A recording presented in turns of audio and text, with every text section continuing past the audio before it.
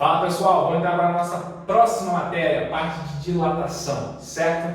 Bom, então existem três tipos de dilatação diferentes: a dilatação linear, a dilatação superficial, que estão aqui, e a dilatação volumétrica, que vai estar no nosso próximo quadro, beleza? Bom, então o que diferencia cada uma dessas dilatações? Elas acontecem, sempre acontecem ao mesmo tempo? Como que isso é definido? Como eu separo essas coisas?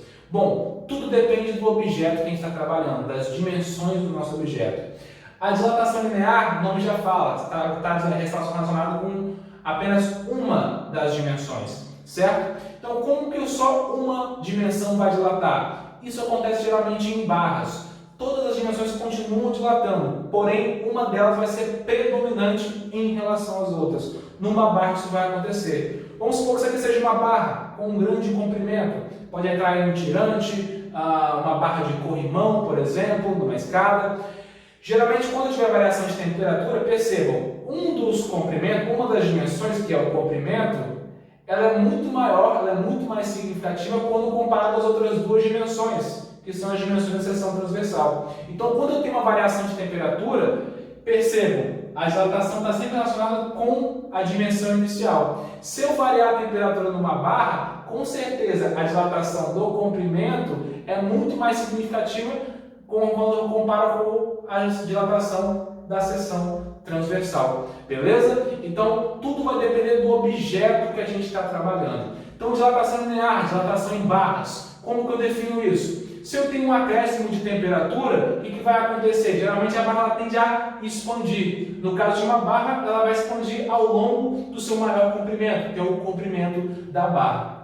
Como que eu calculo isso? Eu vou ter uma relação entre o comprimento, essa variação de comprimento, com a variação de temperatura. E quem é a constante que vai relacionar uma coisa com a outra vai ser o nosso alfa, que é o coeficiente de dilatação linear. Então aqui a equação nos mostra que a variação do comprimento, ΔL, é igual ao comprimento inicial, então tudo está relacionado com o comprimento inicial do nosso objeto, vezes o alfa, que é o coeficiente de dilatação, vezes o ΔT, beleza? E quais são as unidades que a gente vai trabalhar aqui? Como é ΔL, L, uma dilatação linear, vai ser o comprimento. No caso aqui, metros, pode ser ou centímetros, ou decímetros, aí vai depender do que a gente está trabalhando. ΔT, uma variação de temperatura, certo? Então percebam, aqui é metro, aqui tem que ser metro. Então, metro por metro, esses dois vão ter que cancelar a unidade. Se aqui é graus Celsius, o alfa só pode ser graus Celsius a menos 1. Ou se for Kelvin, alfa só pode ser Kelvin a menos 1. Beleza? Mas aqui a gente tem uma grande particularidade na variação. Por quê? Percebam, é ΔT, variação de temperatura. E a gente viu na aula de temperatura, que foi a aula passada, que a variação em Kelvin é a mesma variação em graus Celsius, certo? Lembra lá, de 0 graus, que é o ponto de fusão, até o ponto de ebulição da água, que é 100 graus, eu tenho uma variação de 100. Quando eu jogo isso para Kelvin, é 273, que equivale ao zero, e 373, que equivale ao 100. A variação também é de 100, beleza? Então, como essa variação é a mesma, não importa se eu colocar aqui ΔT em Kelvin ou em graus Celsius, vai ter sempre o mesmo valor, ok? Isso a gente vai ver melhor também lá no exercício, que é o nosso exemplo para a explicação dessa matéria, beleza? Bom, aqui alguns coeficientes de dilatação de alguns materiais conhecidos. Nós temos aqui o latão, coeficiente de dilatação linear do latão, 19 vezes 10 a menos 6 graus Celsius a menos 1, e o coeficiente de dilatação do aço, 11 vezes 10 a menos 6 graus Celsius a menos 1, beleza? Bom, dilatação superficial agora, qual que é a diferença dele em relação à linear? Agora eu vou ter objetos onde duas dimensões são predominantes em relação à terceira dimensão. É o caso de chapas, o caso de laje. Pensa numa laje de uma edificação. Quando eu olho por cima, eu tenho grandes dimensões no plano. Porém, a terceira dimensão, que é a espessura da laje, é bem inferior, bem menor, quando comparado às dimensões do plano. Então, se eu coloco uma variação de temperatura ali, a dilatação no plano, na superfície, ela é muito mais predominante do que a variação de espessura. Então eu posso considerar que aquela dilatação ela é exclusivamente superficial, certo? Então como é que muda, como é que fica a equação? Acrescentou temperatura, eu vou ter um acréscimo. E o acréscimo de dimensão agora acontece em duas dimensões, certo? Então o ΔA vai ser variação de área igual a zero, que é a área inicial, então muda agora para o metro quadrado. Se muda para metro quadrado, para área, muda também o coeficiente de dilatação. Agora é o nosso beta, dilatação superficial, vezes a variação de temperatura, que continua sendo a mesma. Beleza? Bom, como é que eu faço para encontrar o beta? O beta e o alfa, eles têm uma relação. Por quê? O coeficiente linear está relacionado com uma variação em apenas uma dimensão, certo? Agora, o superficial tem variação em uma dimensão e na outra dimensão. São duas dimensões variando agora. Então, eu posso dizer que o coeficiente de dilatação beta, que é o superficial, é igual a 2 vezes o coeficiente de dilatação alfa, certo? Eu tenho duas variações lineares, a gente pode resumir desta maneira, certo? Bom, pessoal, então fica faltando aqui o nosso último tipo de dilatação, que é a dilatação volumétrica, certo? Onde aqui o nosso objeto ele vai ter as 3 dimensões de maneira significativa, certo? Não tem uma dimensão desprezível em relação às outras dimensões.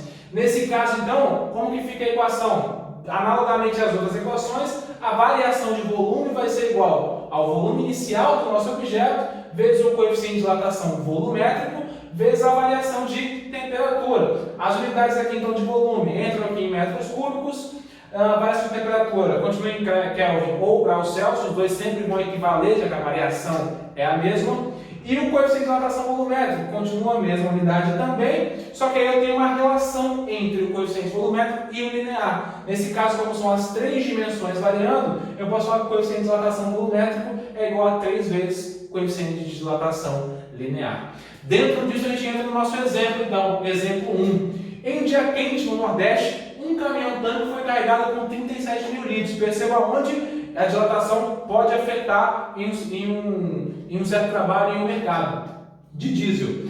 Ao chegar no sul do país, ele encontrou um tempo mais frio, 23 Kelvin, uma variação de 23 Kelvin, abaixo do local de partida. Ou seja, meu volume ele vai reduzir. O volume que vai ser entregue ao final ao meu cliente não é o mesmo que eu carreguei lá no Nordeste do país. Bom, quantos litros foram entregues então? O coeficiente de dilatação volumétrico do diesel já foi dado 9,5 vezes 10 a menos 4. Como a gente está trabalhando com volume, a gente vai trabalhar com dilatação volumétrica, certo? Então, o ΔV, a variação de volume, vai ser igual ao volume inicial vezes o coeficiente de dilatação vezes o ΔT. Beleza? Bom, e as unidades? O que a gente tem de unidade aqui? O gama foi dado em graus Celsius a menos 1. Variação de temperatura. Está em Kelvin, certo? Mas a gente viu que Kelvin e graus Celsius, a variação é a mesma. Então a gente pode considerar aqui como sendo graus Celsius.